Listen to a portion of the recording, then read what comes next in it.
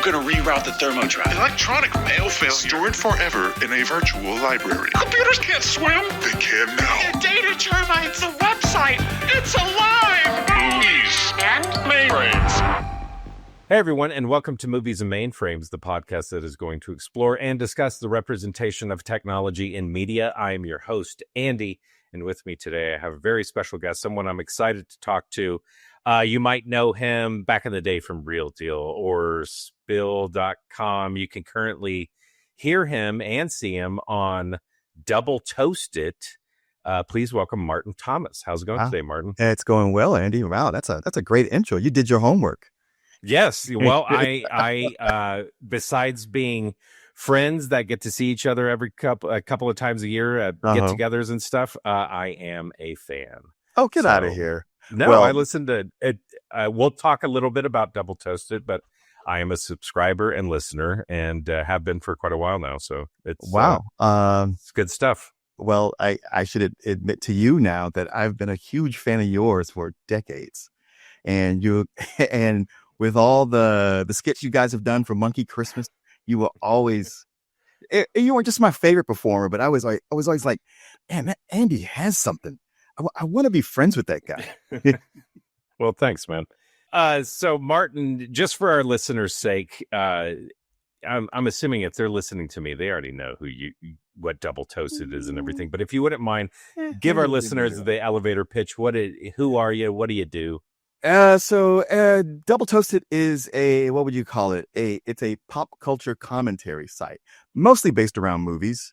Myself and my co-host Corey Coleman, we live stream several days a week. Matter of fact, I think he live streams 5 days, and I'm on three of the shows, three days of shows, and we mostly laughingly talk about movies while going into deep intellectual discussions about them as well through all the jokes. And we have we kind of switch it up. We have a night where we'll take a bad movie that the audience chooses and we roast it. Those seem to be the most popular things now. It's funny enough, it started out as we want to review classic movies, and the audience was like, yeah, it's fine and all, but we want you to make fun of movies. So it's become our most popular show. But yeah, and this is you mentioned the other entities. We started on cable access in Austin, and then after about a decade of that, moved to the internet with Spill.com, which had a whole social media component to it. Mm-hmm. It was rivaling Facebook for a while, and now here we are 11 years later with Corey and I just by ourselves, broken away from all that with Double Toasted. Nice. When did Real Deal start? I mean, I remember watching it on Access, but was that like 97 or 98? It probably started somewhere around 95. I joined in 97. Okay. When Corey first started, it was him and Ian Prickrell, and it was about a year of the two of them, maybe more, where they would do a show, but they would edit it, and it would take them about a month to edit. So every week you'd see the same episode, sometimes weeks and weeks and weeks, until Ian left, moved to New York, and then Corey was like, well, I got to figure out how to do this on my own.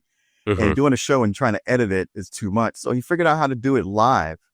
And he'd have on different co-hosts. And then one day I was hanging out with him at a screening, and this kid who was just out of high school, Tony Guerrero, says, hey, I've been watching. I know you want a permanent co-host. I'd like to join. And it was the two of them. And I just happened to like come with them on. It was one of these nights where Corey called me and said, hey man, there's two screens going on. I can't be at both. Can you go to one and just come on as a guest and review? And I was like, sure. And it just kind of turned into a regular thing. And so, yeah, here we are. 97, I think, was when I officially joined the cast. That's crazy. Yeah. Man, the public access, the Wild West. Yeah, no, right. I miss it. Yeah, it's so great. Just grew up on that stuff, watched it constantly until the bitter end. So, well, there's so much stuff like that at the time you don't know it's going to go away. I know, you take it for granted. There was so much stuff. I have a friend I used to work with. He's it's supposed to be coming out pretty soon. I forgot what festival he's entered in, but he I know made you it talk about. It's John Spotswood Moore, exactly. and it's going to be at Fantastic Fest. As a matter of fact, I was just going Thank through you. the schedule, looking, and I was like, okay, I'm going to go see this. Although he's been, showing, I guess, versions of it at the AFS theater, and I've been to a couple of those. So I'm wondering how different it's going to be. But I'm looking forward to seeing it. I know. I've never seen an actual cut yet. I've just seen pieces Um, early on. I haven't seen anything from him in like 2 years, but early on of just like, hey, check out this segment. I'm thinking about this, just him just kind of ideating and everything. And no, it actually made me angry and jealous because it was like, you are not even from Austin and you're doing something on the, I was like, damn it, why didn't I do this? So yeah, no, because man, I just hours and hours of spent just watching Access. Great stuff. All right. Well, we could actually talk about that forever. But Martin is here because he chose something he would like to talk about. And today we are going to talk about a television series, Mr. Robot, created by Sam Esmail and starring Rami Malek, Carly Chaikin. I'm assuming that's how you pronounce her name. Portia Doubleday and Christian Slater.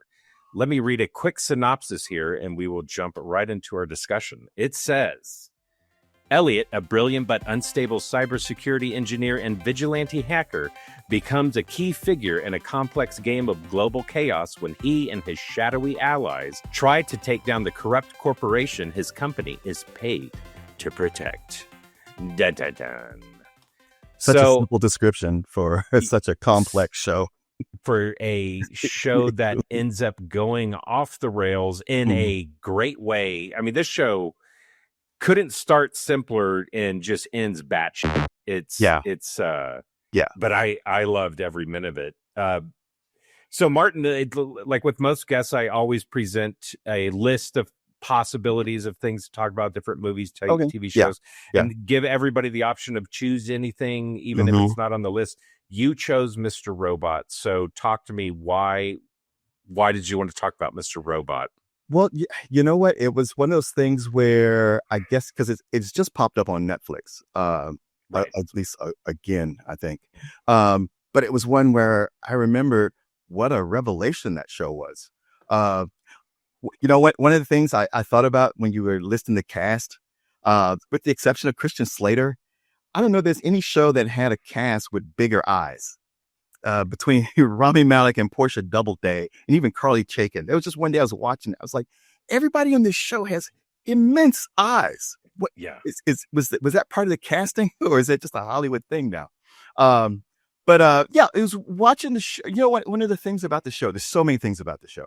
But so often, and you know this from doing the show, you're doing that right now. So many movies and shows when they have hackers, they're basically magicians. It's like once they start typing, they can do anything. Let's hack into the mainframe, and I need more power. And I'll get into the Pentagon with just what about a couple dozen keystrokes. It's like really, it's that easy. And once you do, you can do anything. And suddenly, here's a show that's actually more on the realistic side, and it's a lot of typing, which can be boring, and it never is. And it did the thing that so many people try to do and can't do, and that's pull off the Fight Club ending, but not just pull it off, but then take it further and further and further. Exactly. So let's get into that. So right off the bat, let's just talk about the Fight Club of it all. Whenever by the way, whenever you watched Mr. Robot, were you on from the very beginning, or did you play like catch up? No. Because Sam Esmail had done something. He had done a audio drama online, and they ended up making a show out of it. Homecoming was the name of it. Oh, yeah. And they ended up doing a show, but the show never really hit for me the way the audio drama did, the podcast. But I was already familiar with that, so just reading that he had a show coming out and just reading the description, I thought this sounds interesting. Right. And USA Network doesn't usually have interesting programming. No. I think I started watching it from the beginning too, and it must have been because the only show on USA I really ever watched was Psych. And, towards the end of Psych, I must have seen like a promo and I was like, oh, I like Christian Slater. Oh, that's that Rami Malek guy that I've seen a couple of times now. Yeah. It looks interesting. It looks Fight Clubby, Matrixy, whatever. I'll check it out. And then, immediately fell in love with it. But yeah, it being on USA, it was a huge outlier for USA at the time, because everything on USA, I mean, we're talking about like Psych, which I love, but then like Burn Notice, Suits, Royal Pains, like all these shows, even if they're good or not, feel the same. Like they all have that television Canadian look. Canadian where look. it's just that's a good way to put it. Yeah. It's these shows where you're like, these shows aren't bad. Just they aren't great. They have a ceiling. It's a mid-level ceiling. It's only always it's going to be comfort food. But then, Mr. Robot, huge standout. It felt, it had that sheen of prestige television. Felt like more at home on HBO or something like that. Well, and Andy, that's the thing. It was prior to that. Like I remember the FX network. Like FX is known for great shows now, but it was a time when they first started, they were not. But then I remember seeing the ad for The Shield, and I thought, this looks different. This looks special. I'm going to check it out. Ended up being one of my favorite shows of all time. And similarly with Breaking Bad, with AMC, they had stuff. But I remember seeing a commercial for Breaking Bad, which I thought was just some older movie that I'd missed. And I was like, hey, this movie looks pretty good. Well, I'm going to find out when it comes on. And it just said, coming up next. And I was like, well, let's check this out. And from the first episode, you're like, well, god damn, that is something. And Mr. Robot had that same kind of thing going on. From what I read and just watching the promo, I was like, I'm getting that vibe. Like, this is going to be something different, something above what we usually get. And man, it just, it delivers just the feel of it right off the bat. Camera placement. The whole thing of having everybody down here, exactly, and cutting them off most of the time. But it wasn't just the hacking; it was the way it pulled in. I mean, it wears its references on its sleeve: Fight Club, The Matrix, American Psycho. It's all right there, but it really does feel like homage and not ripoff. But then what it does with mental illness and dissociative identity disorder, it's played in such a serious way where you get it. It's not just for laughs. No, there's so many times because I'm currently, because since you picked this, I was like, well, I haven't watched the show since it went off the air. Right. And so I was like, well, I'm obviously going to watch some key episodes. And I ended up watching the whole first season. I'm now just going to do a complete rewatch. Oh, of course. But I watched like key episodes to remind myself of some story elements. And dude, especially, I mean, everybody kills it in the show, but like Rami Malek, whenever he's,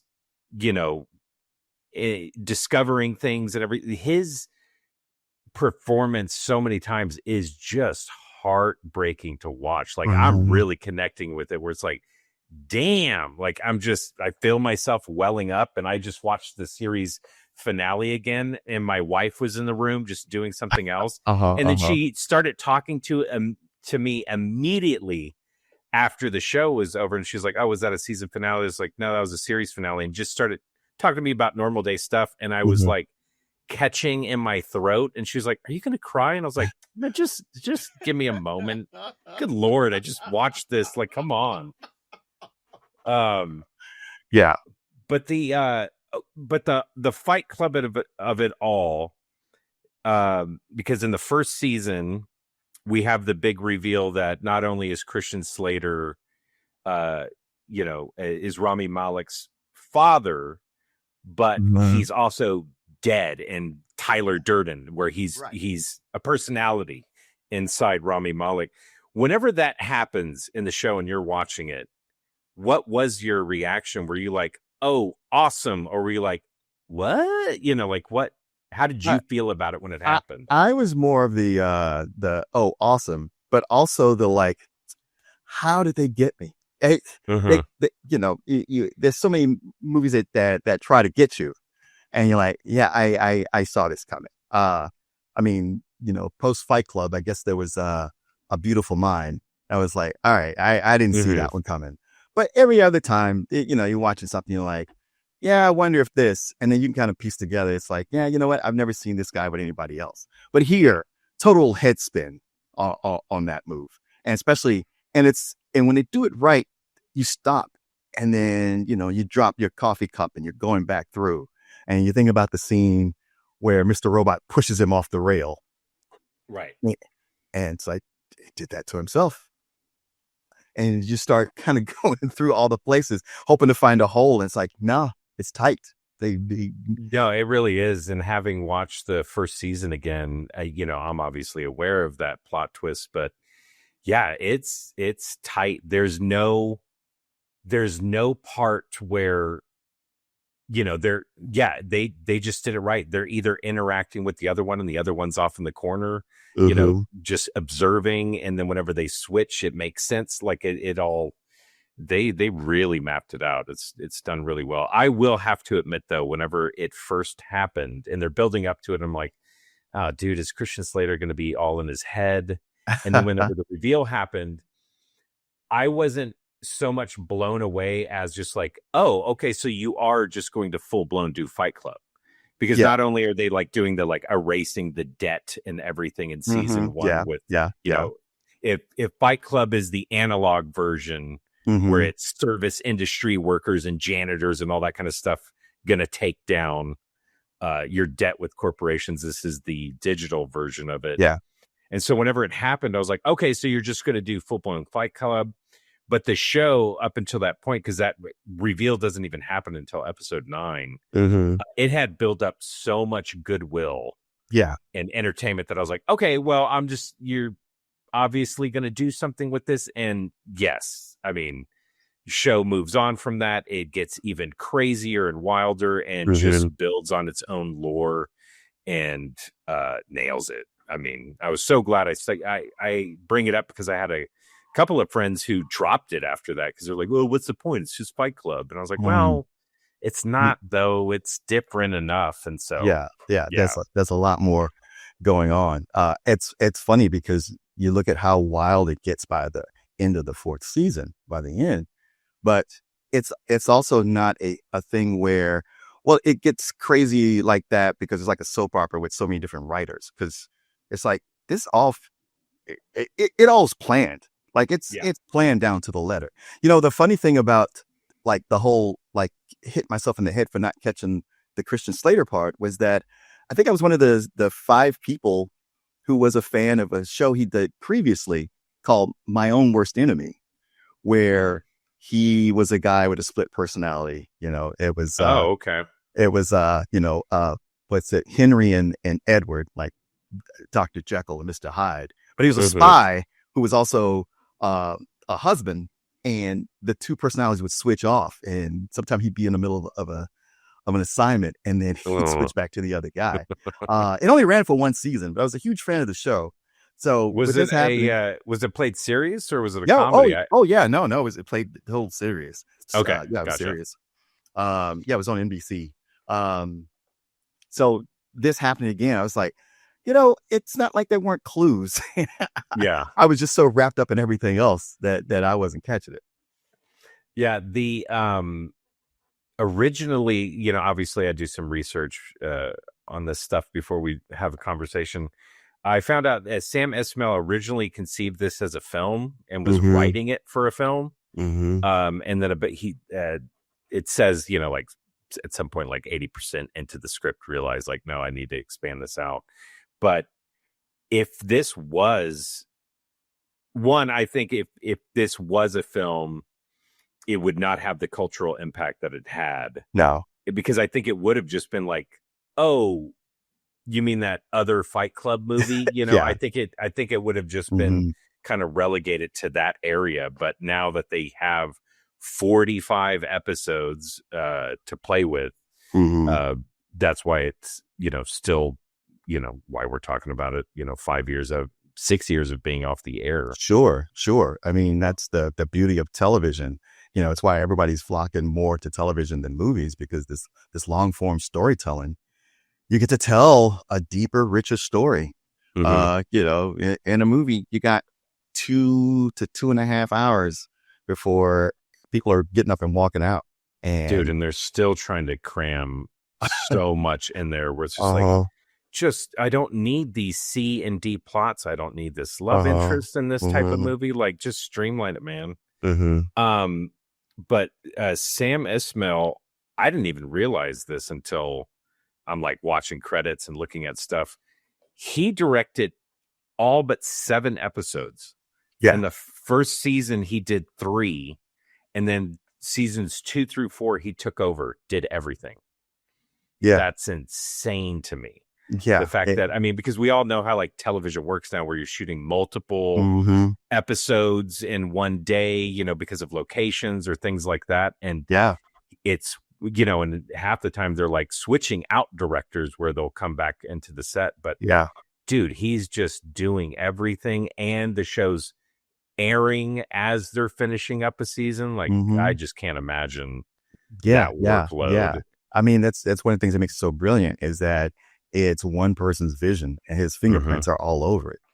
Yeah. If had he not done that, we'd have some episodes where you go like, well, that one's not that great, or it's okay. It'd be real easy to slide on it. And even as it was, I know a lot of people dropped off in the second season. Because there was a feeling in the beginning, because that's the season where Elliot, he's going to stay with his mom, and it doesn't seem he's much. Going through his routine, and then there's that big reveal in season 2 that he's been in prison the whole time. Yeah, but I know of some people who dropped before he got to the reveal. They were like, well, it was great the first season now, and it was just me going like, no, you got to come back. You don't understand. And especially it really revved up again with the third, and the fourth is just, but just to read what it does, you're like, how did we get there? But when you're watching, it's not that big of a stretch. Yeah, I completely agree. Speaking of the 4th season, White Rose, with the whole concept of time travel, parallel worlds, her machine that is under the Washington Township nuclear power plant, the very large Hadron Collider that she wants to, we don't know. It's either going to be used as a time machine that she thinks that's how it's going to work, or going to be supplanted into an alternate dimension where things are better. When you're watching the show, are you thinking, dude, because this is one of the few shows where I went down the rabbit hole, where after an episode would come out and like, I'm now seeing the 15th, reference to like Back to the Future, or some time travel thing or something like that. It's like, what are they building towards? And like, I would get on to the subreddits and things like that and look at the fan theories. Oh boy, you sure did. And I was like, are they actually, because it just, not like it was out of character, but there has been no sci-fi elements in the show. Right. And it ended the way it did. And I thought I thought it ended very, very well. I think it stuck the landing, but like this whole subplot, how did you feel about it? Were you going down that rabbit hole? Did you think this was going to be real or have any kind of payoff? Like, what are you thinking when that's happening? Because to me, it was strange. Yeah, I thought it was strange. I thought it was one of those where they kept talking about it, and I was like, this is the kind of thing a show will do that I don't like. I really hope, because it's been so not sci-fi, so not fantastical. I mean, but it was that feeling of like, they have every right to do this, but I'm hoping it's not real. Right. I'm really hoping. And then when you get to almost the end of the 4th season, it's like, oh, well, wait, we are doing parallel dimensions? Yeah. Only to be like, no. Yeah. That's not a real thing. Well, I knew that. I thought you didn't know. Okay, fine. And then one of the last big moves that this show has, I mean, it's at the very end, of the series, is that, along the way through therapy and realizations with Elliot, that he, obviously Christian Slater, his dad is Mr. Robot, is a split personality, but he has one of his mother. He has one of his, him as a child. Mm-hmm. And then the last big move that this has is that the person we've been watching the whole time, Elliot, the character that we've cared for and been with, he is actually a split too. Yeah. That we've never seen Elliot. We've never been with Elliot. And he Mhm. realizes very beautifully, I thought it was done very beautifully, how the, showing the metaphor of like going back into the subconscious so Elliot can come forward and actually live his life. And I love the way it ends with seeing his sister Darlene through his eyes, that POV, and her just saying, "Hello, Elliot." Yeah. And like I said, and they're playing the, they're doing the, I think it's like, what is it? What is that band who's just known for like emo rock anthems, like M83 or whatever it is? Yeah. It's just like one of those songs, and it's perfectly pulling at my heartstrings. I'm like, God damn it, don't cry right now. Let's do Oh, they this. got you. Yeah. It was beautiful.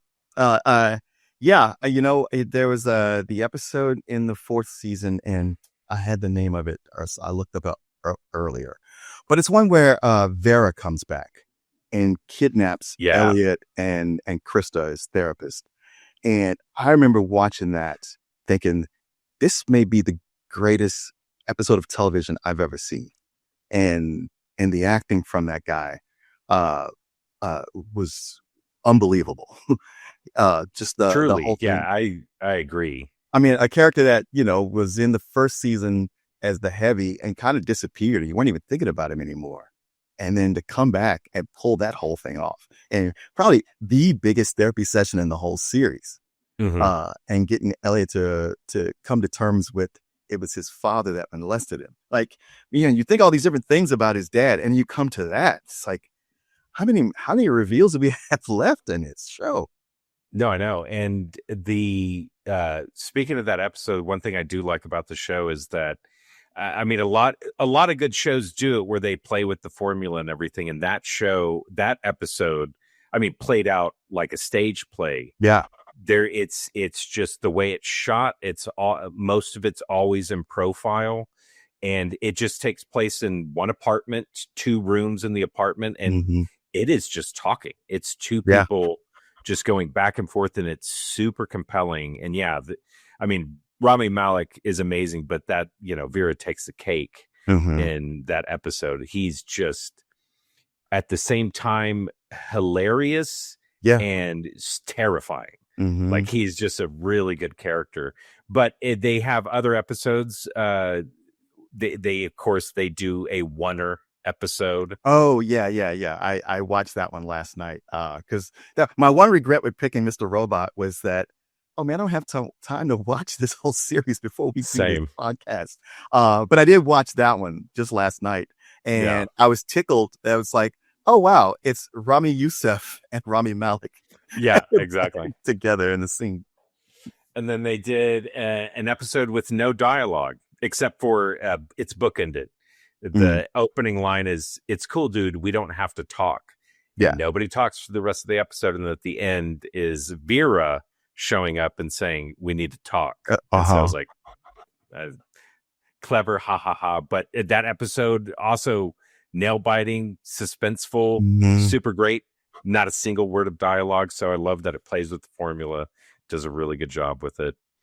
I mean, the whole series did so many inventive things like that you would hope other TV shows would go, oh, you know what? We can expand. We can do stuff.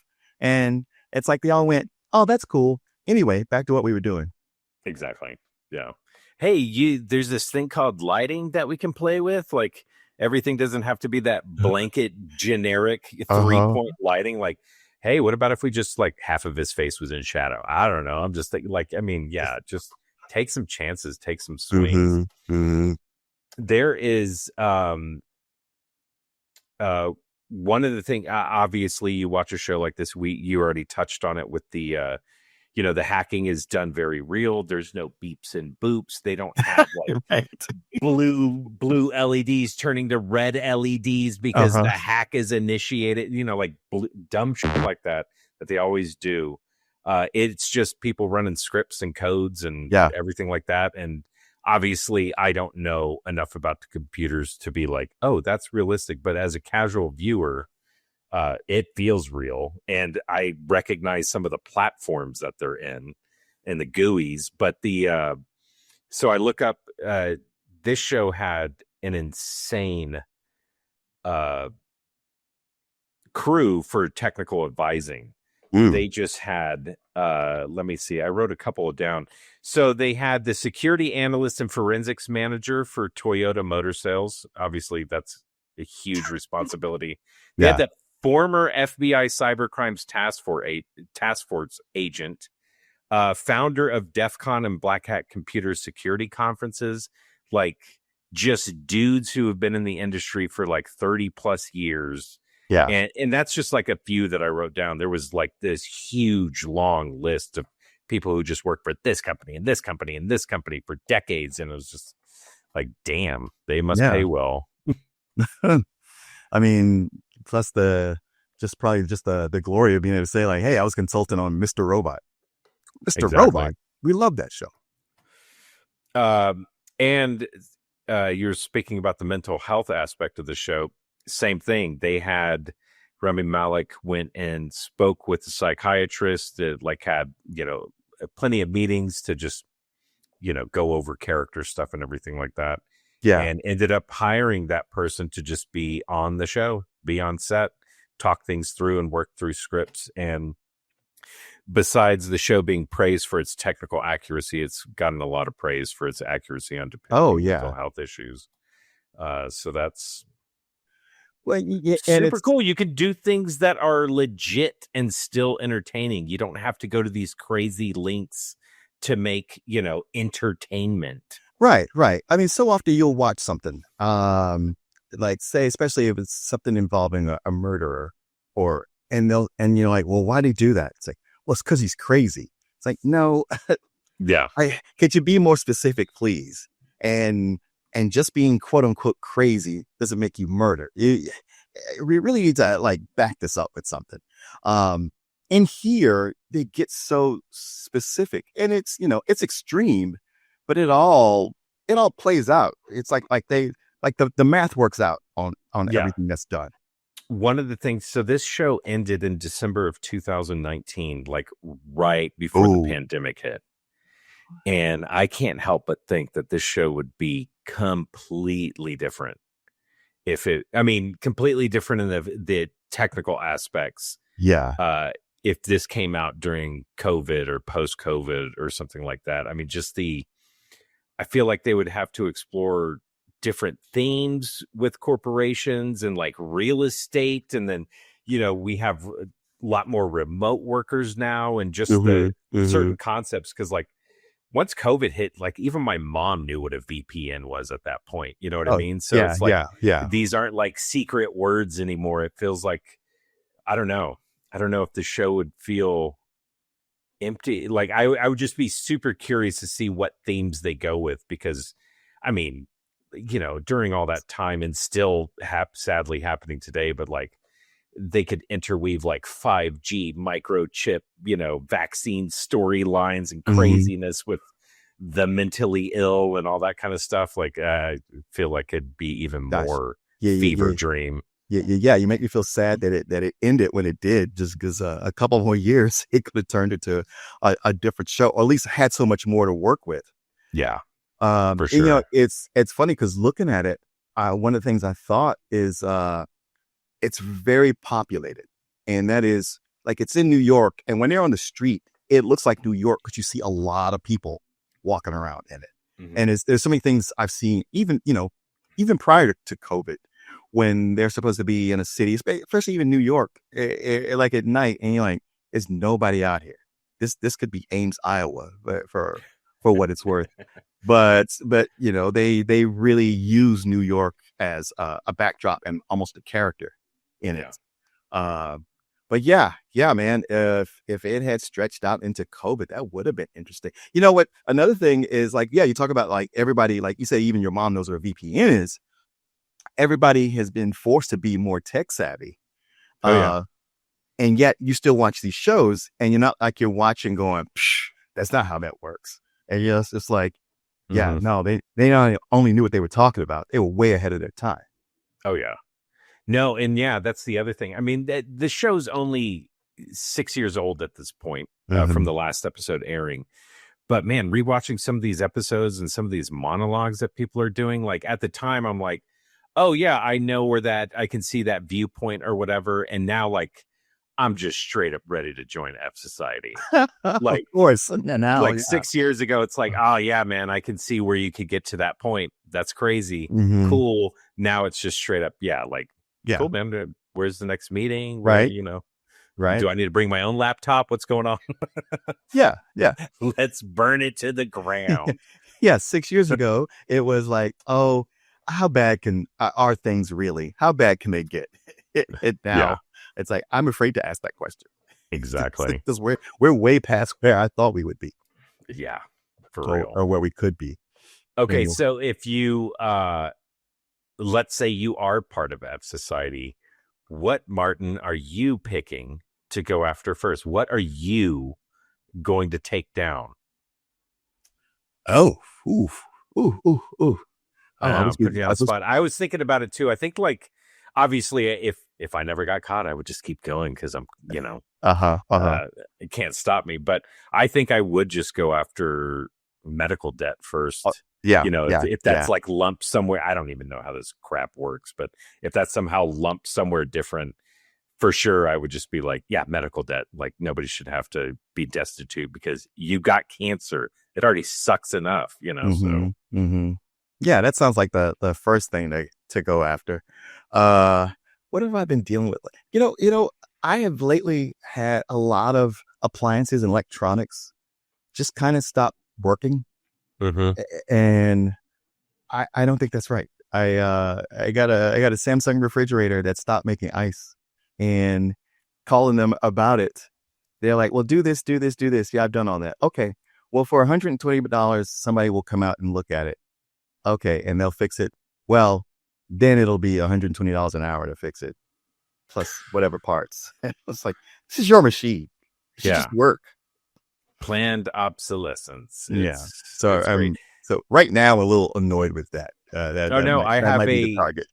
I have a washer machine that is, I think, 6 months away from just being garbage. It's starting to do things, and it's like, man, we bought it when we moved into the house, and it's only been 6 years. Like, my parents had a washer and dryer that lasted legit 25 years. Yeah. Before, like, it was still that beigey yellow Kenmore color with the brown wood paneling where the dials are. It was just like, dude, it was still there up until like 1999, and then it finally kicked the bucket. And so it was just like, now everything seems like, you get like 5-6 years out of it tops, and then it's like, you either get it fixed or no, you just throw it away. Yeah, you just buy a new one. What are you talking about?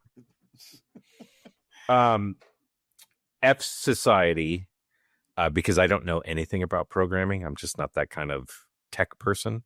I really thought you were. No. I'm movie, film. Okay. I can easily, you give me a camera, I can figure it out in 20 seconds. I know like what menus I need to get into, and I know how to shoot and do that kind of stuff and edit. I've done, you know, all that stuff. But as far as I know how to Google things, and I can build a computer, but dude, I couldn't like do some of this stuff that they're doing ever.